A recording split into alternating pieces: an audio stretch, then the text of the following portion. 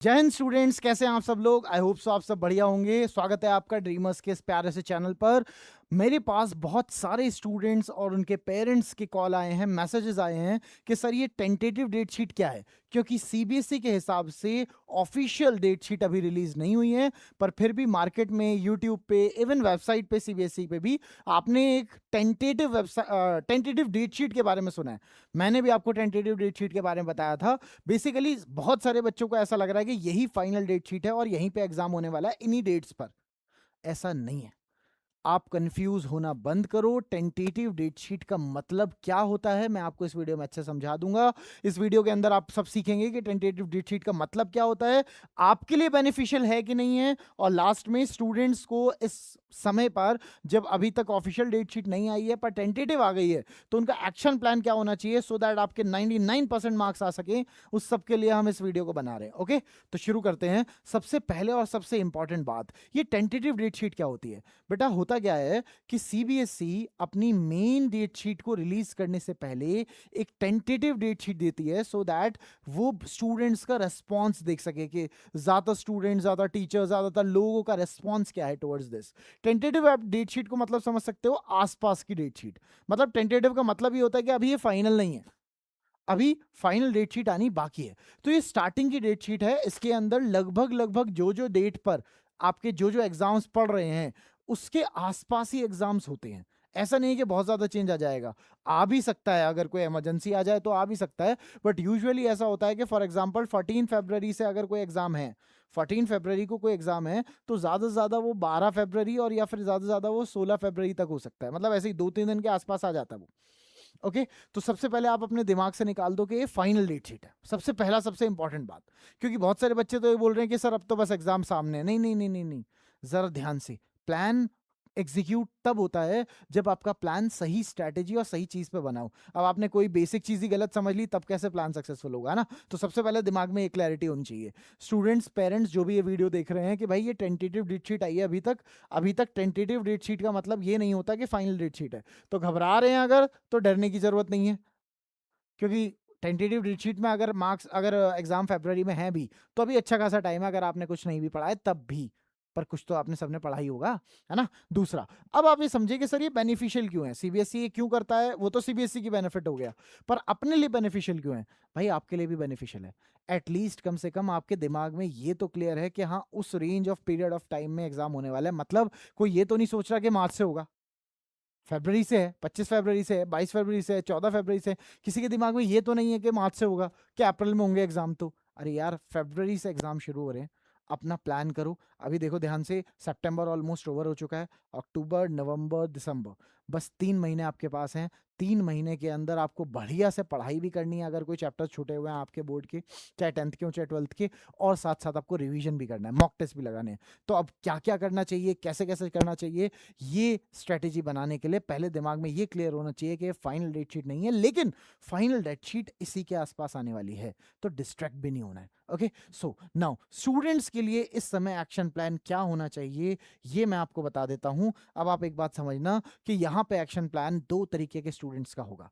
पहले स्टूडेंट्स जिनका syllabus complete हो चुका है, मैं शॉर्टकट में ऐसे लिख देता हूं, ऐसे वाले स्टूडेंट्स जिनका सिलेबस कंप्लीट हो चुका है, और ऐसे वाले स्टूडेंट्स जिनका सिलेबस ही अभी कंप्लीट नहीं हुआ है, तो मैं एनसी लिख देता हूं, नॉट कंप्लीटेड। अब जो फुली कंप्लीटेड सिलेबस है वो अलग है, और जो नॉट कंप्लीटेड सिलेबस है उनकी स्ट्रेटेजी बिल्कुल अलग होने वाली है। ध्यान से समझिए। एटलीस्ट आप ऐसे सोचें कि मेरे को 10 घंटे तो मेरे को पढ़ाई को देने ही है। क्लासेस इंक्लूड करके बोल रहा हूं आपके बोर्ड के लिए।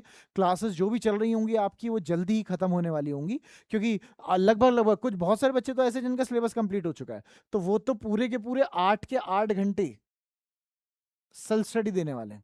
8 घंटे एटलीस्ट सेल्फ स्टडी को देना है। और वो कहाँ पे कितना टाइम देना है, कितने टेस्ट देने हैं, कितने क्वेश्चंस करने हैं, कितना सिलेबस करना है, उसके लिए मैं आपको पूरा का पूरा डिटेल के लिए एक अलग स्ट्रेटेजी वीडियो बनाऊंगा आपके लिए। उसके लिए आप परेशान ना हो। सबसे ज्यादा इंपॉर्टेंट वो वाले बच्चे हैं जिन्होंने अभी सिलेबस ही कंप्लीट नहीं किया, स्पेशली 10th के और 12th के। ऐसी बात नहीं है कि सिलेबस कंप्लीट हो जाना चाहिए, 10% बच्चे ही ऐसे होंगे जिनका सिलेबस कंप्लीट हुआ होगा। 90% स्टूडेंट्स का अभी सिलेबस कंप्लीट होने वाला होगा। 12th में हो सकता है अभी आपका 70% सिलेबस हुआ हो, 60% सिलेबस हुआ हो, और 10th वाले स्टूडेंट्स का सिलेबस कंप्लीट होने वाला होगा, अभी हुआ नहीं है। इस मंथ मोस्ट प्रोबेबली अक्टूबर में और नवंबर की स्टार्टिंग में आपका सिलेबस कंप्लीट हो जाएगा, कोई बड़ी बात नहीं। आप पीछे नहीं है, सो डोंट वरी, कोई बड़ी बात नहीं है। आप मेन चीज़ को समझिएगा कि नॉट कंप्लीट वाले, मतलब जो अभी सिलेबस पढ़ रहे हैं, आपको ना रिवीजन अभी से शुरू कर देना। इस पूरी वीडियो का सबसे इंपॉर्टेंट बात यह है कि आपको रिवीजन अभी से शुरू कर देना है, क्योंकि आप जानते हैं 3 महीने आपके पास है। पूरा रिवीजन हमें रिवीजन कम से कम 10 बार करना है, और 10 बार रिवीजन करने के लिए मेरे को क्या करना पड़ेगा, मेरे को अपना टाइम स्लॉट बांटना पड़ेगा कि सर अगर 8 घंटे मेरे पास, 8 घंटे का मैं स्टडी टाइम रखता हूं, तो पहले तो उसे बढ़ाकर एटलीस्ट 10 घंटे करो।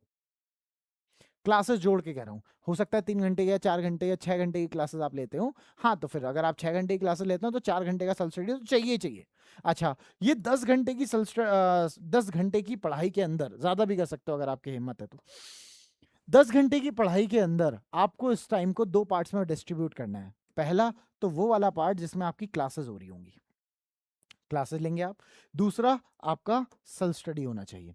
अच्छा, सेल्फ स्टडी के अंदर आपको क्या रखना है, अब आपको एकदम एकदम एग्जैक्ट 40 एंड 60% का रेशियो रखना है।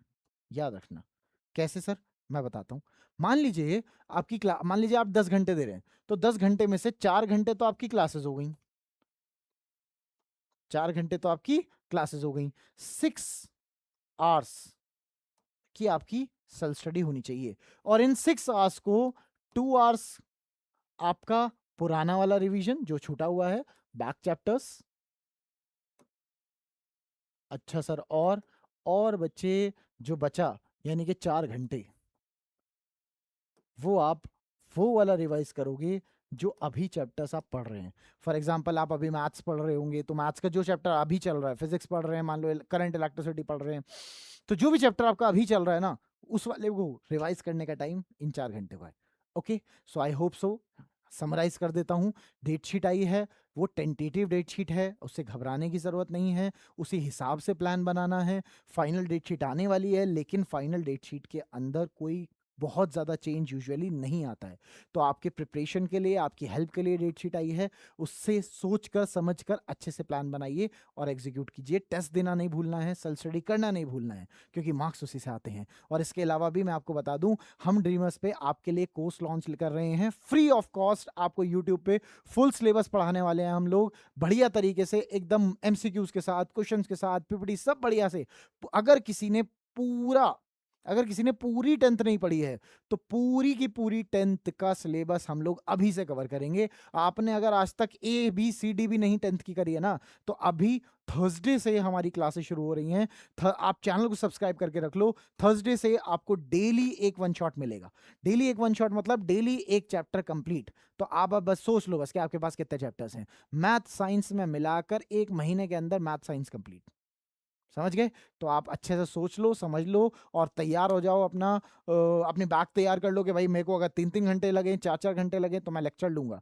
चिंता मत करो, जैसा मैंने आपको बताया, अगर आपका सिलेबस कंप्लीट नहीं है तो हमारी क्लासेस 4 घंटे से ज़्यादा की नहीं होंगी। हर वन शॉट एक 4 घंटे से ज़्यादा का नहीं होगा। कोई 2 घंटे, तो कोई 2.5 घंटे, कोई 3 घंटे तक जाएगा। कुछ क्वेश्चंस होंगे, थ्योरी लिखवाऊंगा, क्वेश्चंस होंगे, पूरा बढ़िया से करने वाले हैं। तो अपने फ्रेंड्स के साथ भी शेयर कर दो और तुम लोग भी तैयार हो जाओ। ओके, चलिए तो मिलते हैं आपसे फिर नेक्स्ट वीडियो में। Bye bye.